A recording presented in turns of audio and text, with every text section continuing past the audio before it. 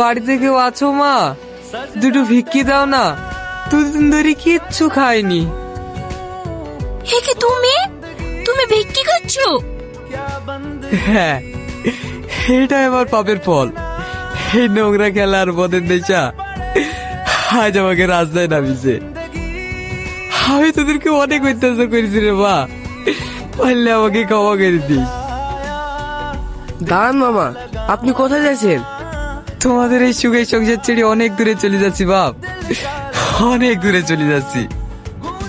আপনার কোথাও যেতে হবে না মামা, আপনি নিজের ভুল বুঝতে পেরেছেন। আপনি আজ থেকে আমাদের সাথেই থাকবেন।